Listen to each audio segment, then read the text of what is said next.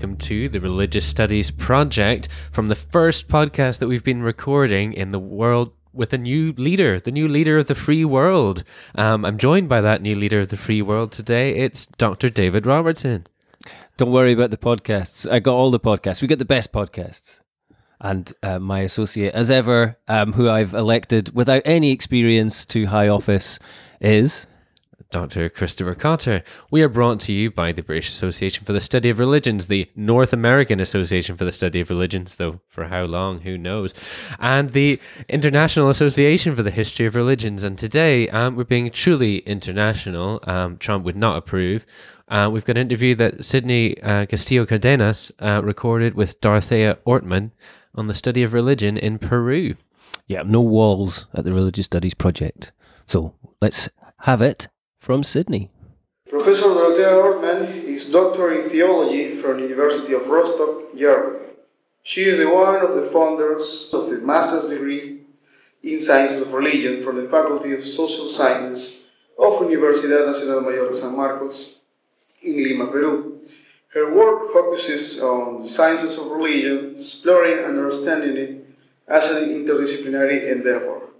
Welcome, Professor Ortmann, to the Religious Studies Project. Well, hello. It's finally good to have you here, and we are looking forward to learn a little bit more about what is the history of the discipline of religious studies overall here in Peru. Well, the science of religion is the intention to investigate religious phenomena as a social phenomena with the help of instruments of social science. That is the reason because we speak not only of one science, but of a variety of science. There are two manners to approximate the investigation on religion. You can make it only with the help of social science, and this is a manner which are employed in the French and English-speaking area, or the other way is the German way, and there the investigation is made by instruments of theology and investigation on religion. German-speaking area is the sort that is necessary to confess a religion, because otherwise one doesn't understand the mentality without any religious feelings. Mm-hmm. That is the reason why religious science in Germany is placed in theological faculties. Meanwhile, in France and in Great Britain, they study the religious phenomenon in faculties of social sciences. Mm-hmm. And what would be the case for Peru? Have you found these kind of particularities, like the ones that are in Germany and France and other European countries here in Peru? Some similarities? No. I think the investigation of religious or science of religion are made very nearly with the study of anthropology or history. Mm-hmm. So I think the investigators or the scholars of the science of religion are formed in the French and in the British tradition. Mm-hmm. Oh, interesting. And how can this religious phenomena be studied scientifically? What can we understand?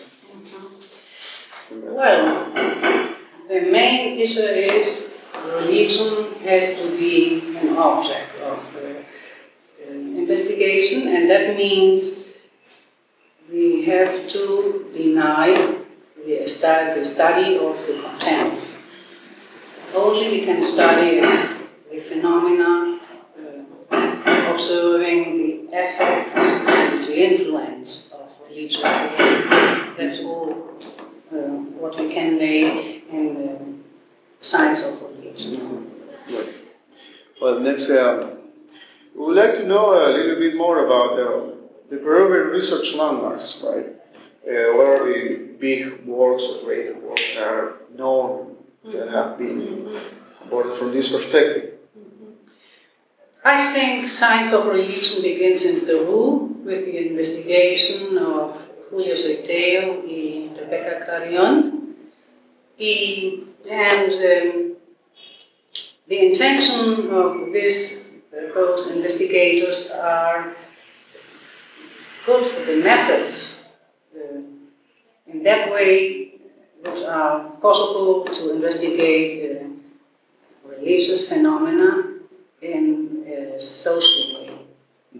So they have introduced the comparison between myths, symbols, and archaeological arrests.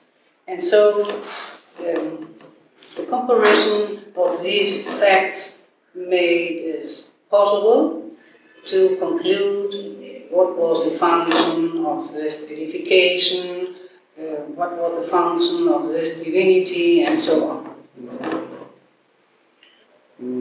How these works have influenced and shaped the current themes of research in science of religion? I think they put the base. They put the base in order to allow an approximation scientifically and investigate an investigation of religious phenomena. Would you say that their influence is because mostly you have mentioned works that are based on Andean religions most of the time, right? At least the first waves of research. Yes, that. Really, that are the first approximations, and so they are the pioneers of this work. Would you say that that kind of research could become nowadays a little bit biased in the sense that mostly anthropologists, archaeologists, and historians focus their research on Andean themes or Andean religions most of the time? No, I think that is the argument has to be a scientific one, because studies the contents of religion that only can be made by theologians or by psychologians, because the object of investigation in religious science or science of religion cannot be proved. So the only approximation or approachment is possible in social science, by observation, by description, and that is the limit. Of course. Yeah, but I was referring more to the common themes that are now explored in anthropology of religion, for example. That we have a lot of ethnic groups throughout the country, and most of the times research are focused still on Andean religion, Andean myths, Andean tradition, even the jungle or Amazonian religion too. But mostly the focus is on those kind of religions. Well, look, the inner behavior is very, very difficult to explain and to capture. So I think the only form to make an investigation at a scientific level is the pure description. I think that's a point. That's a point. The other form is making a study on behavior of compromise and so on, but it's not possible to declare this form of investigation scientifically. Of course. Scientific investigation. Of course. But also, like some professors that I had back in college, they were a little bit worried. Not because our work would be influenced by a religious perspective, not that, but they were more like worried because common common research nowadays for young people, young anthropologists, or young historians, young archaeologists, is mostly anthropologists, is now mostly focused on social phenomena, religious phenomena that happens on cities. Maybe in the future the world is captured that religion can help to guide behavior, to reinforce certain ethics, and so religion will be developed in importance, or will be captured in importance in the society. But at the moment,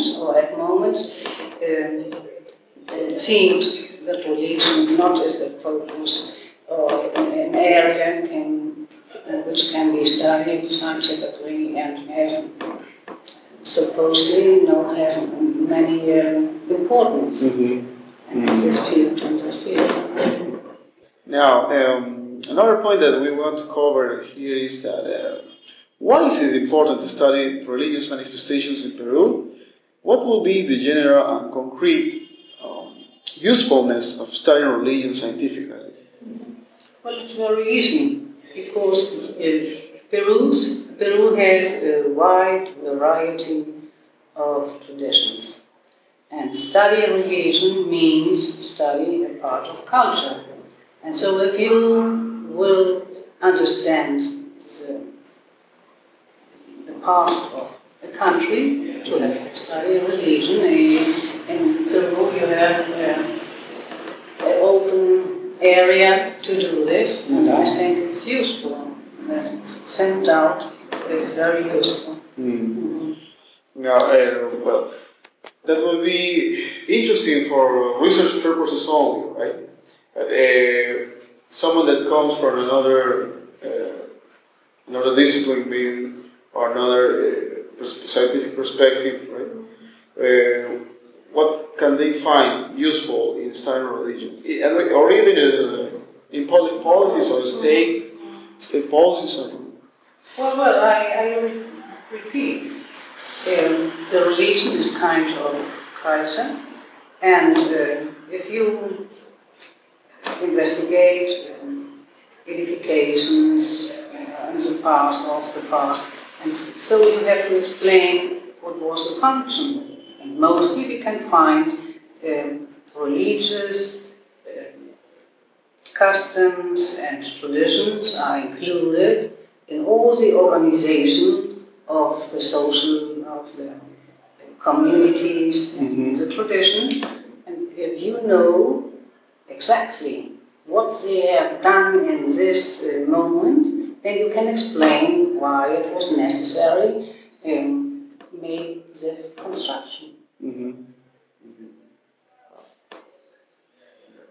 Moving on now, I want to ask you something about what you have written. As you have mentioned in your book, Science of Religion in Peru, many research centers and universities that have dedicated to the study of religion have had or a pastoral emphasis, or just the initiative of few scholars that use part of their time to its study. What challenges does this suppose for the further development of the scientific study of religion in Peru?